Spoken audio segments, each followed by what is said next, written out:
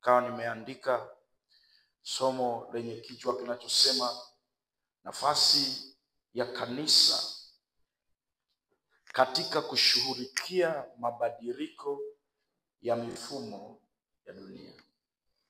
Nafasi ya kanisa katika kushughulikia mifumo ya dunia.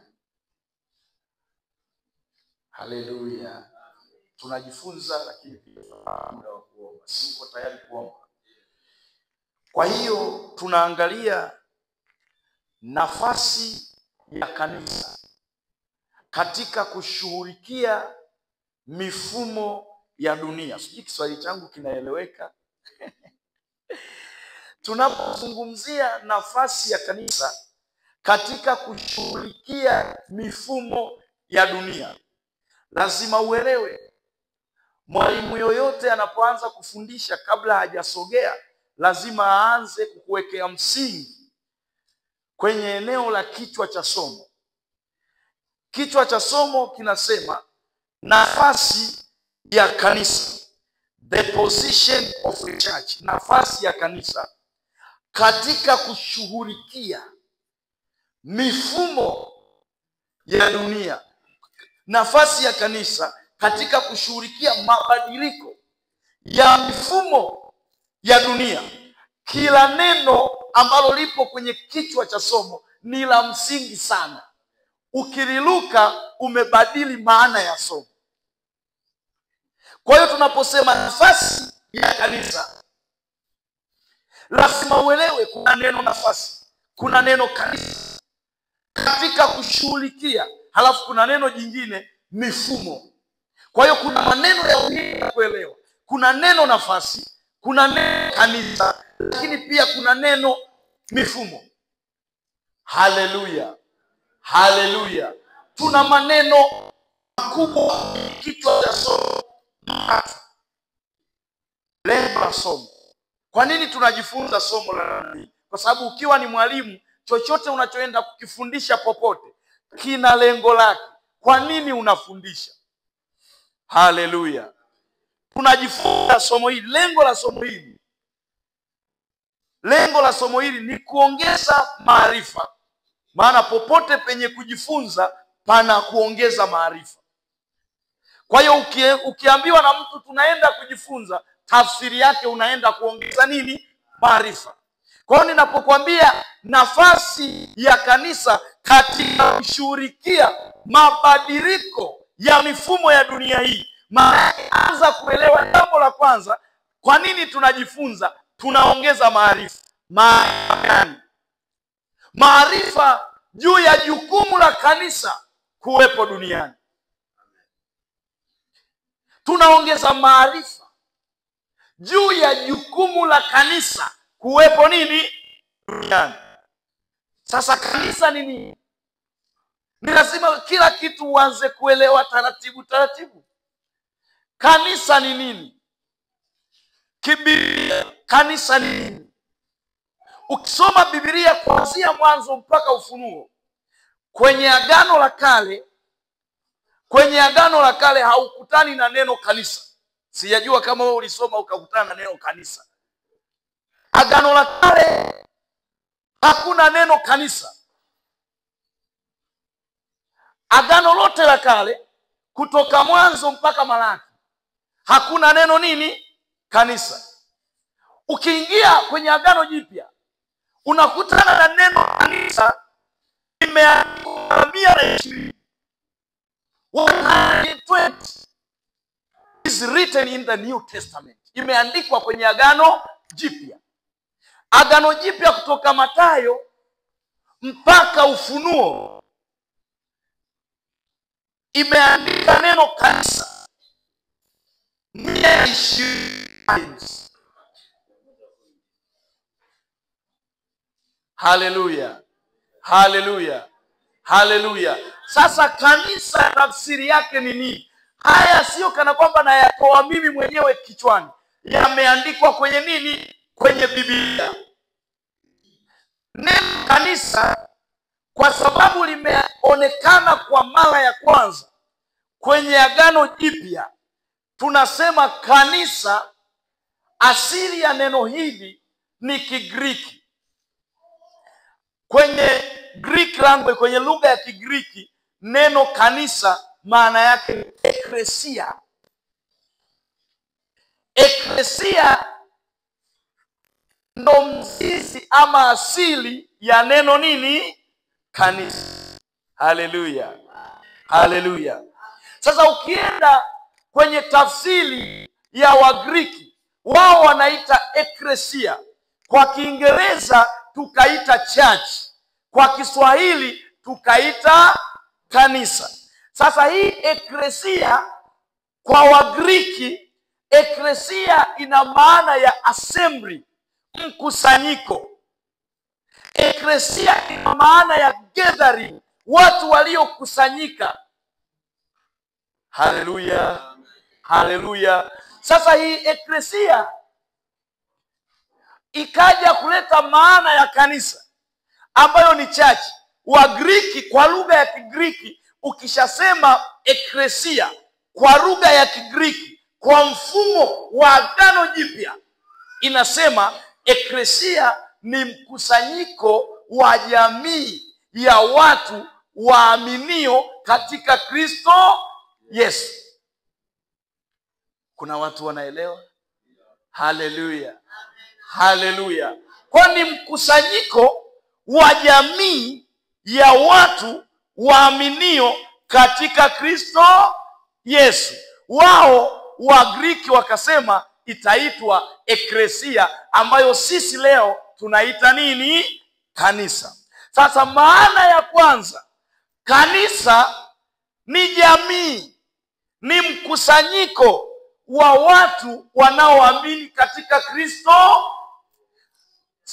Muwe kwenye jengo, msiwepo kwenye jengo, maadamu tu mnaamini katika Kristo Yesu, mmemkubali Kristo kuwa ni Bwana na Mwokozi wa maisha yetu, nyinyi tayari huo mjumuiko ama huo mkusanyiko mtaitwa nini? Kanisa.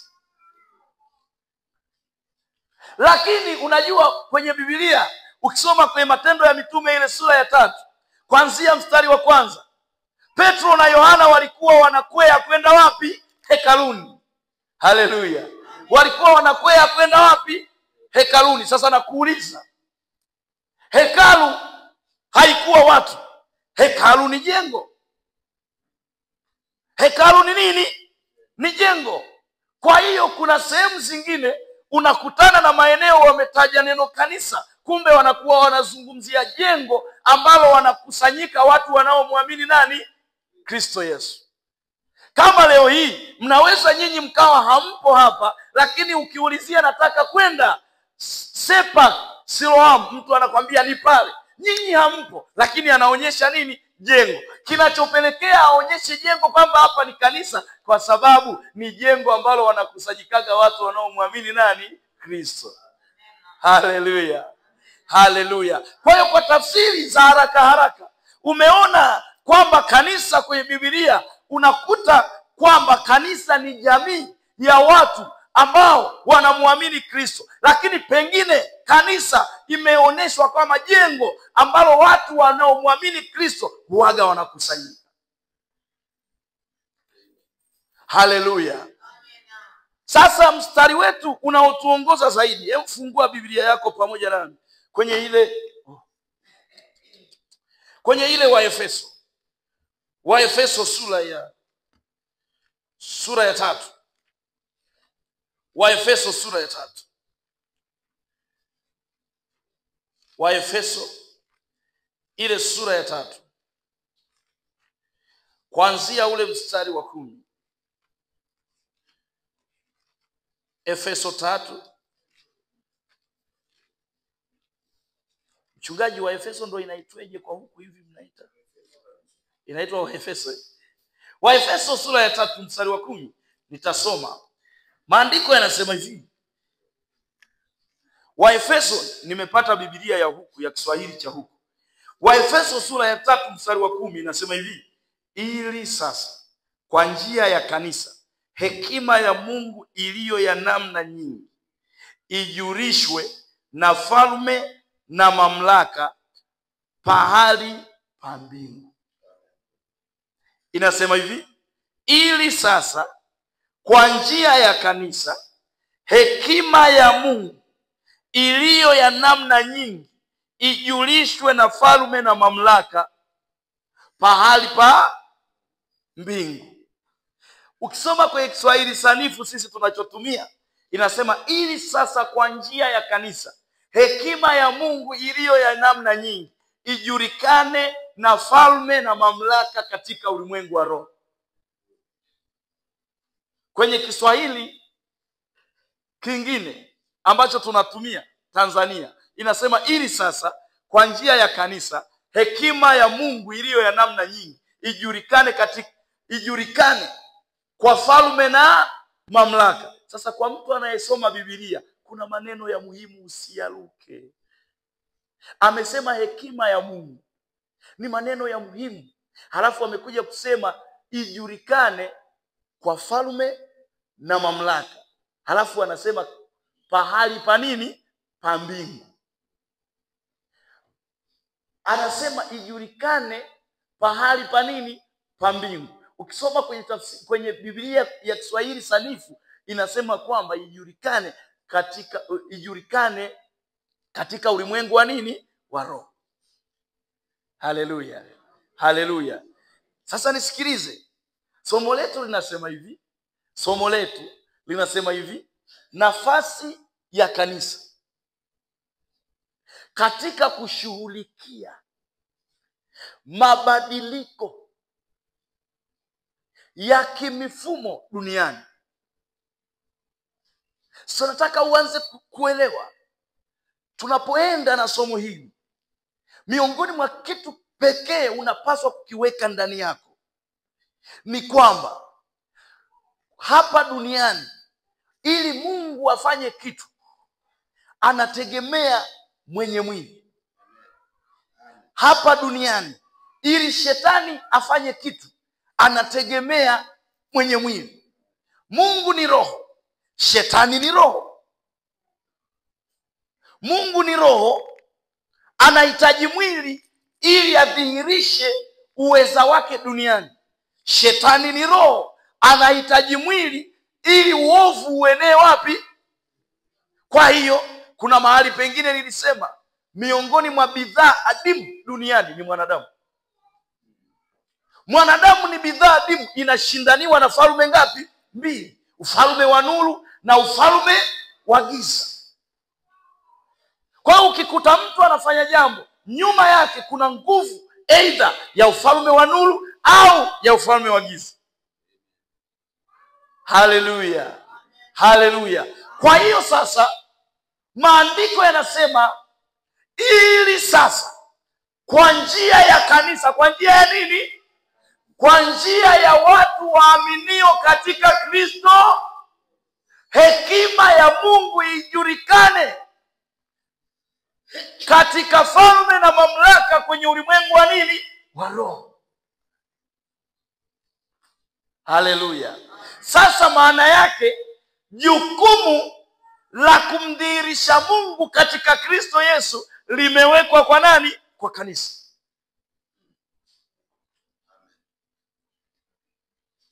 Tunaelewana sawa sawa? Mungu akitaka kufanya chochote hapa lazima atumie chenye mwili. Alipotaka kushuka kuja kutuokoa ili kazi ifanyike duniani ilihitajika mwili.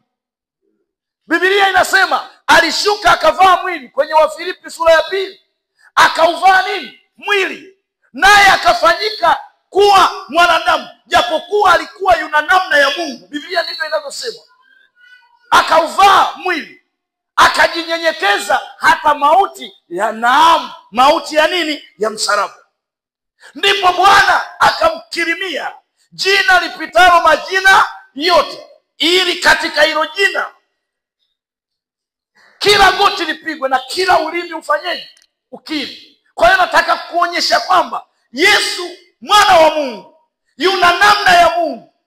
Yeye ni roho, ilihitajika mwili duniani ili aje kutuokoa. Nisikize kwa makini sana. Somo hili linakuzoeza wewe kama muamini ili kurudi kwenye wajibu. Mara nyingi huwaga nikifundisha mahali pengine, Roho Mtakatifu huwaga ananipa msisitizo, anasema hawa Wakristo wameacha wajibu wao, wanasahau wajibu wao. Kwa mfano kule kwetu Tanzania utakuta watu wanapenda mafuta, wanapenda maji, wanapenda sijui keki, wanakula na keki, utafikiri wako kwenye birthday. Kwa nini? Wanasahau wajibu wao. Mtu ambaye akisahau wajibu kwa sababu ana shida, akiambiwa hapa kuna suluhisho, atafanya chochote. Lakini Wakristo tunasahau nini? Wajibu wetu.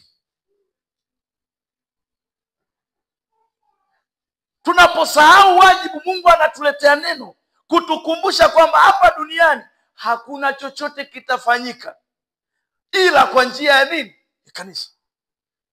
Mabadiliko unayoyatafuta, unajua kuna vitu kwenye familia yako umeamini kweli, umezaliwa mara ya pili kweli, lakini kuna vitu kwenye maisha yetu ya kila siku inabidi vianze kubadilika.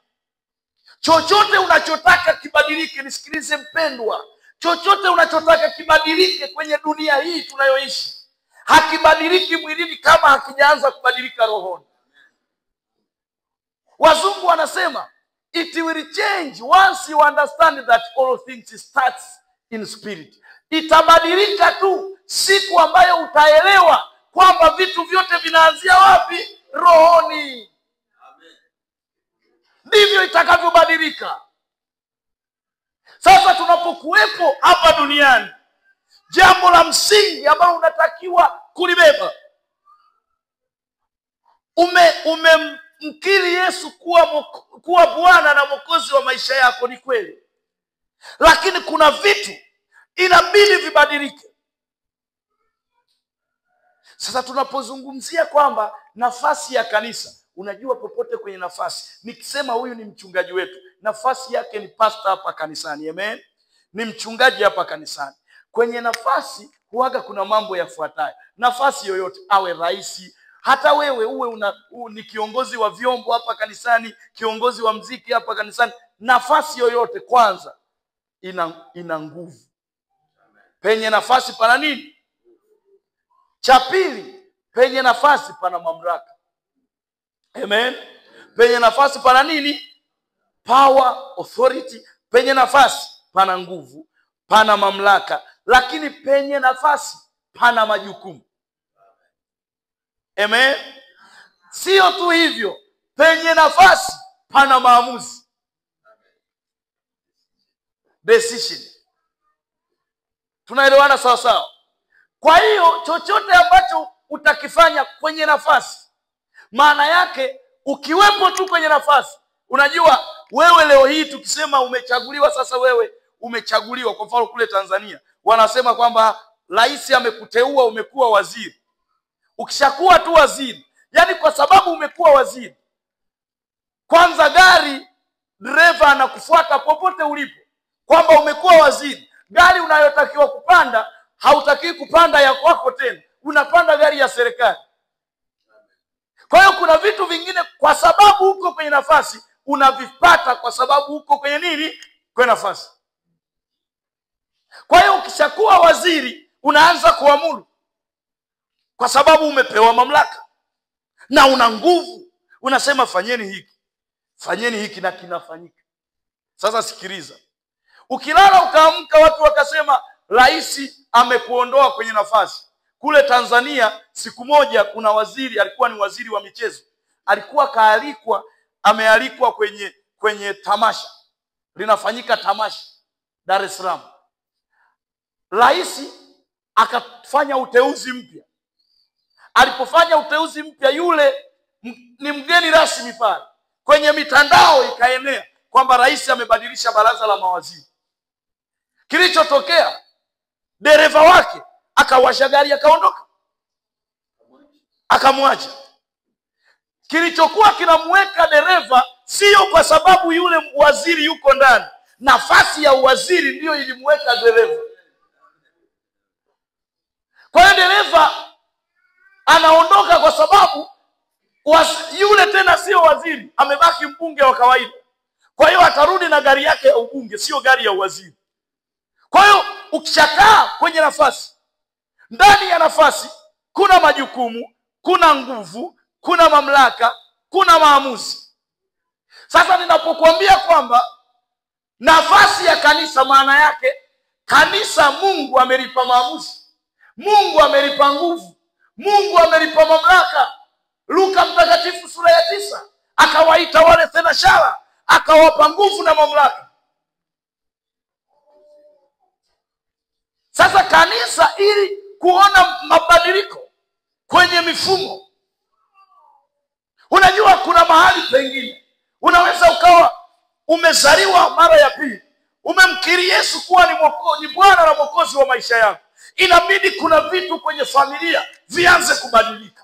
Kuwepo na utofauti kwamba kabla haujazaliwa mara ya pili na baada ya kuzaliwa mara ya pili. Kama uchumi ulikuwa unaleta shida, wataona tu uchumi unabadilika, uchumi unabadilika. Kwa nini uchumi unabadilika? Kuna mwana wa Mungu mmoja amezaliwa kwenye familia hiyo. Lazima mambo mapya yaanze kuzaliwa, mambo mapya yaanze kuzaliwa. Mifumo inaanza tu kubadilika, inabadilika. Wengine wanakaa wanajiuliza kwa nini mifumo inabadilika. Unawaambia kwamba kuna mtu mmoja ambaye ndani yake tena sio yule wa kale, amekuwa mpya. Mungu amemleta kwenye familia hii kwa sababu yuko kwenye familia, haina namna, mambo lazima yafanyeje?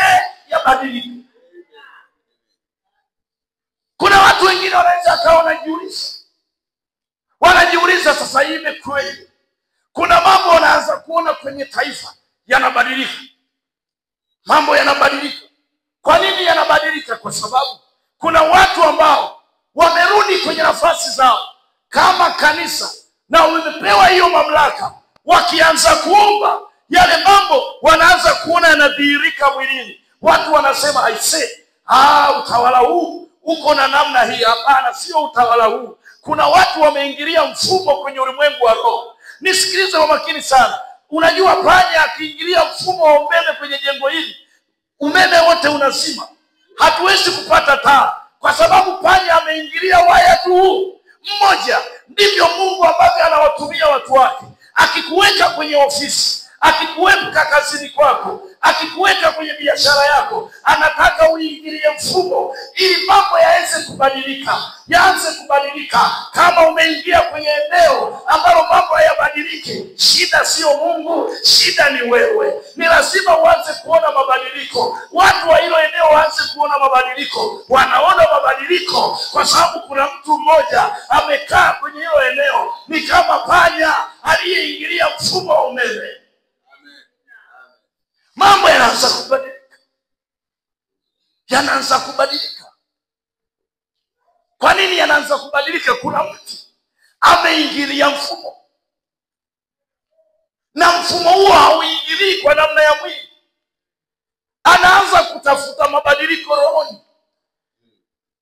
Yakishabadilika kule, huku mwilini ni sawa na ukienda kwenye stationery zile wana print vitu. Ukishika kompyuta yako ukaruhusu iprint, kompyuta ina ile printer, ile mashine ya kuprintia, ina print kile kilichoko kwenye nini? Kwenye kompyuta. Huku kwenye ulimwengu wa mwili, huaga ulimwengu wa mwili una print kilichoanzia wapi? Rohoni. Kwa hiyo mkikiamuru rohoni, huku kinaprintiwa. Jinsi mlivyo kibadili rohoni. Haleluya. Haleluya. Mwaka 2020 kuna mama mmoja akanipigia simu, akasema mtumishi, nataka uniombe. Nikasema una changamoto gani? Akasema kila nikishika mimba inaharibika. Mungu akaanza kunifundisha habari ya mifumo. Unajua haya mambo ni ya kiroho, lakini ni kama tu unavyouona mwili. mwili umeundwa, mimi ni mwanabiolojia, kwa hiyo mwili huu unaoona ni muunganiko wa seli. Seli zikiunganika zinatengeneza tishu. Tishu ikiunganika inatengeneza kuna kitu mnaita organ. Organ ikiunganika inatengeneza kuna kitu kinaitwa mfumo, system.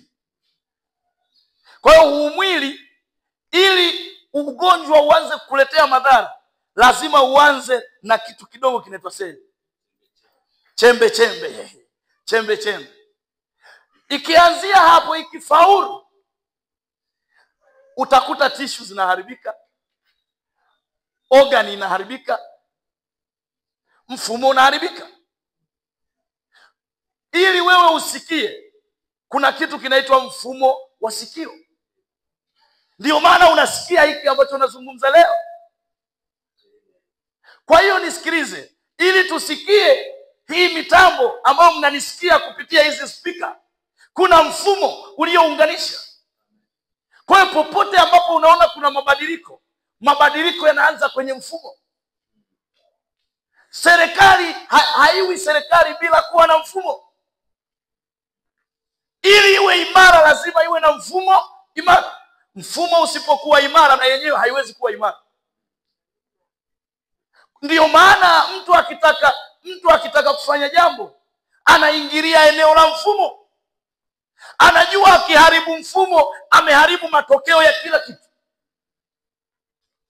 Kwa hiyo Mungu ametupa hiyo neema kama kanisa. Haleluya. Haleluya. Kwenye Waefeso ile sura ya 6 mstari wa 12, anazungumza kwamba vita vyetu si juu ya damu na nyama.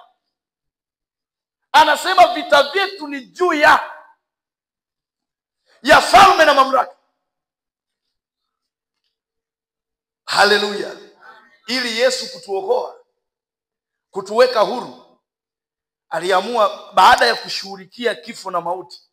Maandiko yanasema ili kuharibu kila kitu, alishuka kuzimu, kubadili mfumo.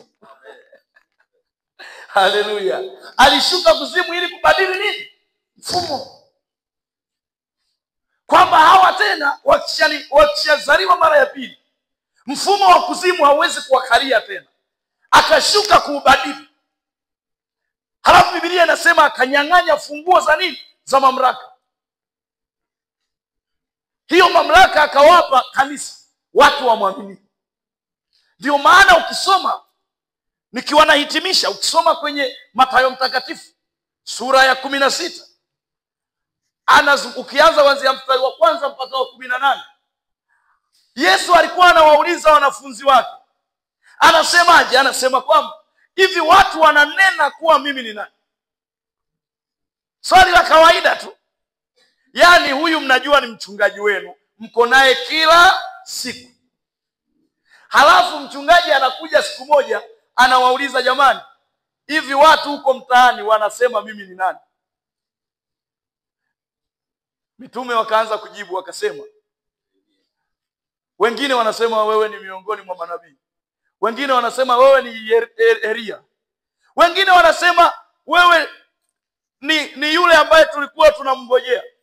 Yesu akasema, nyinyi hapa mmesema mawazo ya wale wa nje, nyinyi mnaona mimi ni nani?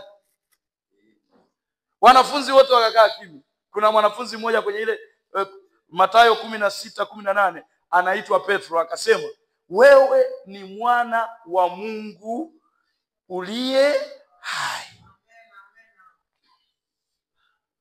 Yesu akasemaje? Heri wewe Petro, kwa sababu damu na nyama havikukufunulia haya, na juu ya mwamba huu nitalijenga kanisa. Ndo neno kanisa linaanza kuonekana mara ya kwanza kwenye Agano Jipya.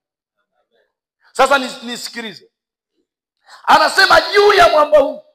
Mwamba gani? Sio mwamba Petro. Juu ya ufunuo wa neno ambalo Petro alisema. Kwa hiyo Yesu akasema, nitajenga kanisa, jamii ya watu waaminio katika Kristo Yesu, juu ya ufunuo huo, ya kwamba mimi ni mwana wa Mungu niliye hai. Kwa hiyo kwenye ufunuo huo nitalijenga kanisa. Haleluya. Simama kwa miguu yako.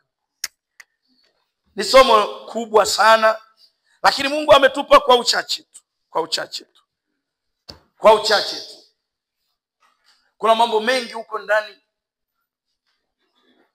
tunahitaji kama kanisa kurudi kwenye nafasi.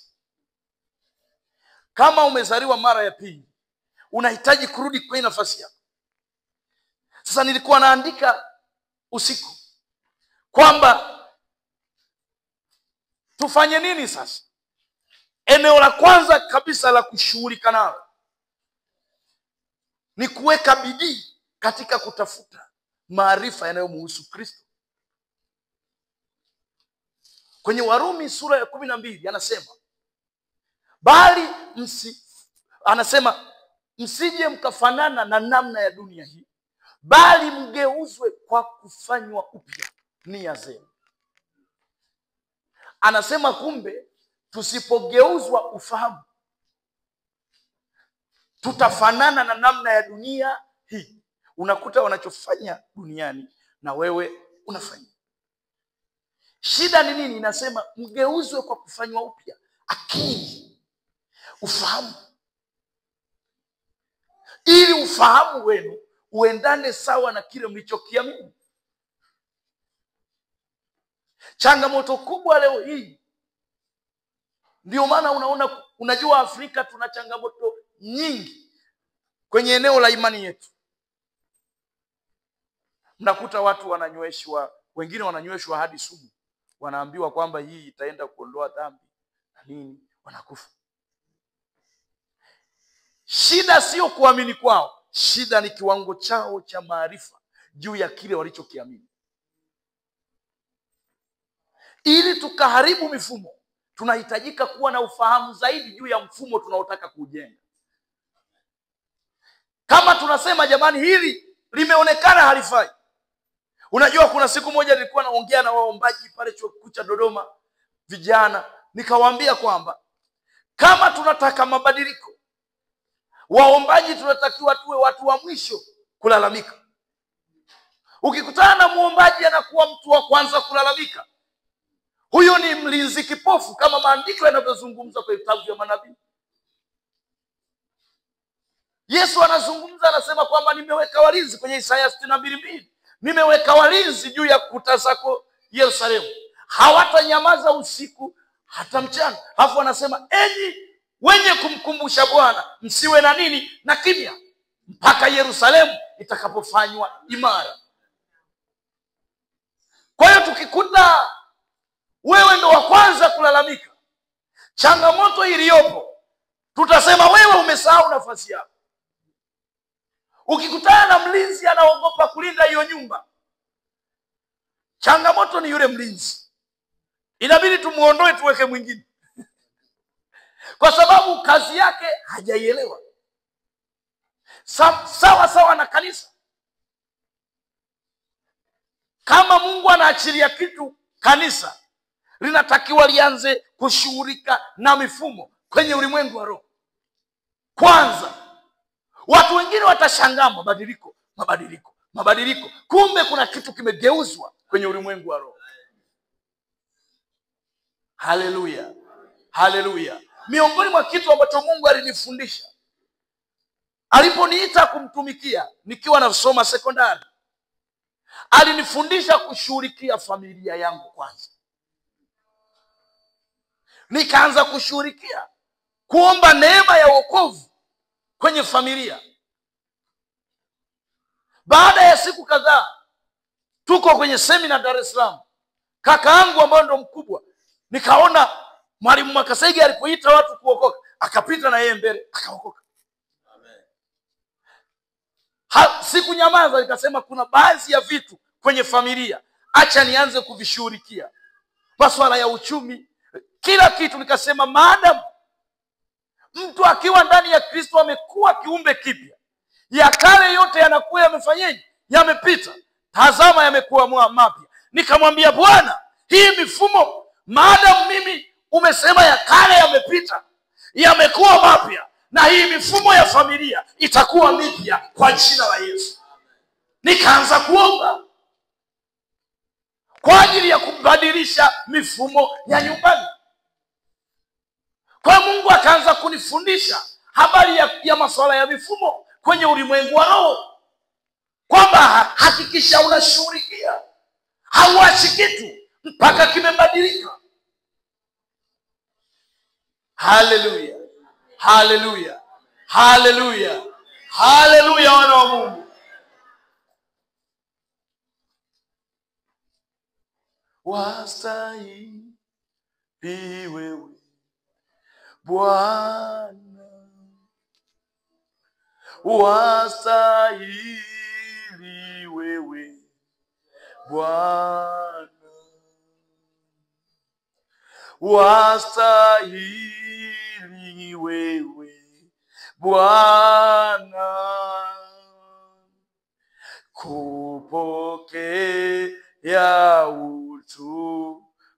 utukufu mbinguni.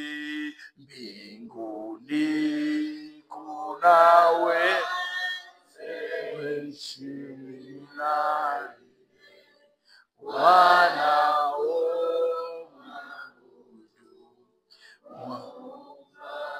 mbinguni. Mbinguni kunawe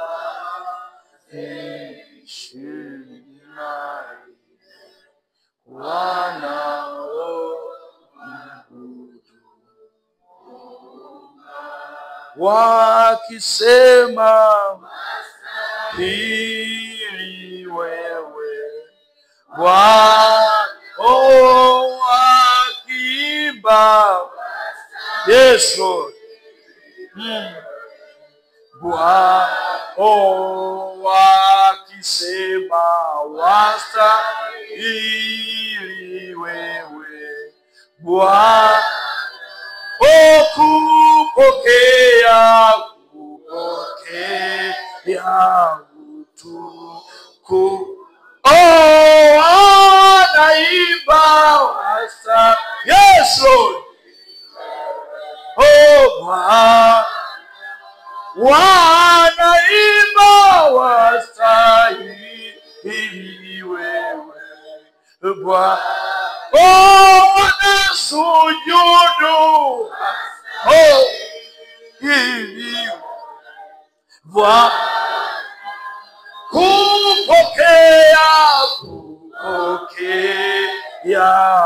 Nenda mbele za Bwana, mwambie Mungu kwa habari ya mifumo kwenye familia yako, mifumo kwenye kanisa, mifumo kwenye utumishi, mifumo kwenye biashara, kwenye hilo eneo lako la kazi, katika jina la Yesu Kristo. Mifumo kwa watoto wako, mifumo kwenye taifa la Kongo, mifumo kwenye mji wa Goma, mifumo kila eneo, kila eneo, kila eneo, kila eneo, kila eneo, kila eneo. Mabadiliko yanaanza kubadilika kwanza kwenye ulimwengu wa roho. Mifumo ya uchumi wa familia, mifumo ya ndoa yako. Kuna ndoa zinazosumbua, shughulikia mfumo wake, shughulikia mfumo wake katika jina la Yesu, katika jina la Yesu, katika jina la Yesu. Mifumo kwenye familia, mifumo kwenye utumishi, mifumo kwenye biashara, mifumo kwenye taifa, mifumo kila eneo, karapashataka, katika jina la Yesu, katika jina la Yesu, katika jina la Yesu. Hiyo mifumo ambayo ilikuwa inazuia, kuna sehemu umezuiliwa na mifumo, kuna sehemu mifumo imezuia. Kuanzia saa hii tunanyunyiza damu ya Yesu, damu ya agano jipya, damu ya agano jipya kwenye mifumo, damu ya agano jipya kwenye mifumo, kwenye mifumo, kwenye mifumo ya ndoa yako, kwenye mifumo ya mwili wako, katika jina la Yesu, katika jina la Yesu. Chochote kilichokuwa kimezuia kwenye mfumo, kwenye mfumo, kwenye mfumo, kwenye mfumo, shughulika na vikuzuiavyo, vinavyokuzuia vinakuzuia kwenye mfumo, kwenye mfumo. Geuza mifumo kwa ajili ya familia yako. Geuza hiyo mifumo kwenye ulimwengu wa roho, tunageuza asubuhi ya leo. Kuna maneno yalinenwa kwenye mfumo